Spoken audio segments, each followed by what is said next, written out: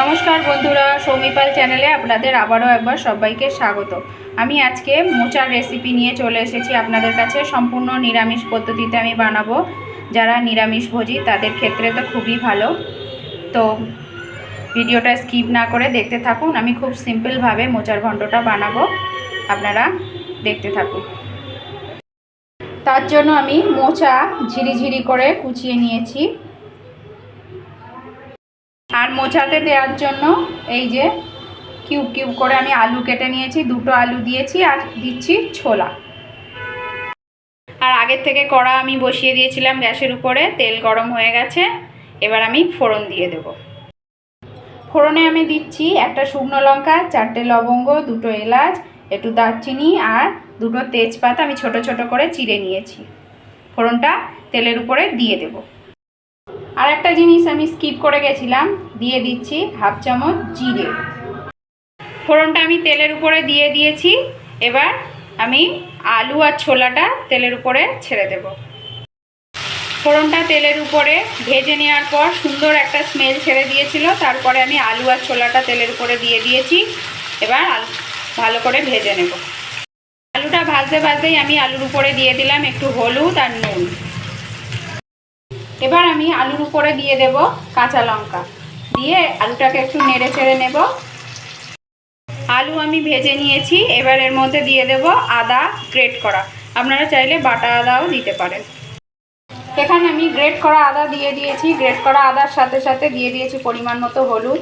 আগেও আমি আলু ভাজার সময় একটু হলুদ দিয়েছিলাম, সুতরাং বুঝে দিতে হবে। দিয়ে দিয়েছি পরিমাণ মতো নুন, আগেও আমি নুন দিয়েছি, আপনারা টেস্ট অনুযায়ী দিয়ে নেবেন। আর দিয়েছি ধনে জিরের গুঁড়ো। এবার একটু কষিয়ে নেব। আমি খুব ভালো করে আলুগুলোর সাথে মশলা কষিয়ে নিয়েছি। এবার মোচা দিয়ে দেব। মোচাগুলো আমি দিয়ে দিয়েছি। এবার মোচাটাও আমি খুব ভালো করে কষিয়ে নেব। আপনারা একটা জিনিস লক্ষ্য করেছেন কিনা জানি না, আমি কিন্তু লঙ্কার গুঁড়ো খুব একটা রান্নাতে ইউজ করি না, আমি কাঁচা লঙ্কা দিয়েই করার চেষ্টা করি। এইভাবে আমি মোচাটা খুব ভালো করে কষাতে থাকবো। আর আমি যে রান্নাগুলো করি বাচ্চারাও খেতে পারবে, বাচ্চা বয়স্ক সবাই খেতে পারবে।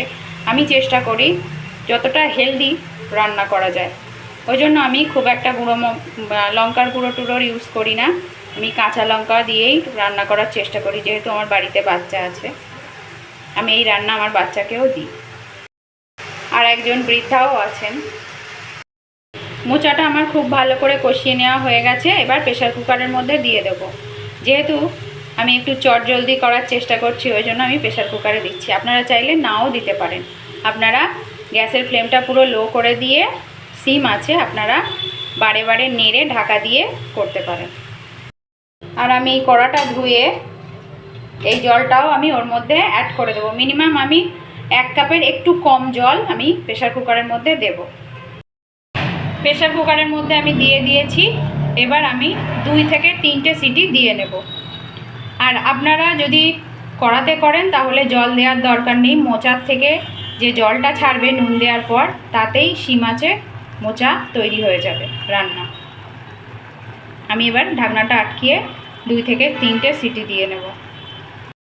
প্রেসার কুকারে 3টে সিটি দেওয়ার পরে অটোমেটিক গ্যাসটা বেরিয়ে গেলে আমি প্রেসার কুকার থেকে নামিয়ে নিয়েছি, কড়াতে ঢেলে নিয়েছি।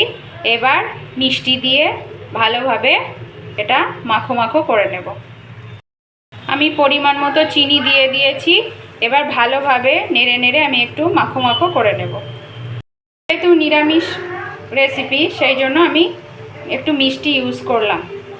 নিরামিষ রেসিপিতে মিষ্টি ইউজ না করলে রান্নার কোনো স্বাদ আসে না। এই অবস্থাতেই আপনারা নুন মিষ্টিটা একটু চেক করে নেবেন।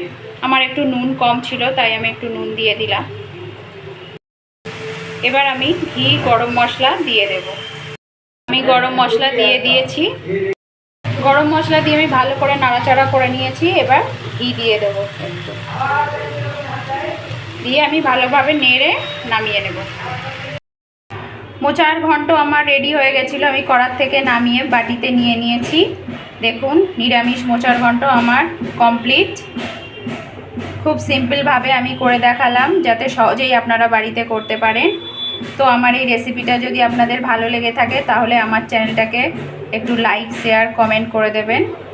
আর যারা যারা আমার নতুন বন্ধুরা আছেন আমার চ্যানেলটাকে সাবস্ক্রাইব করে দেবেন প্লিজ প্লিজ প্লিজ। আর আপনারা সবাই ভালো থাকবেন, সুস্থ থাকবেন। ধন্যবাদ।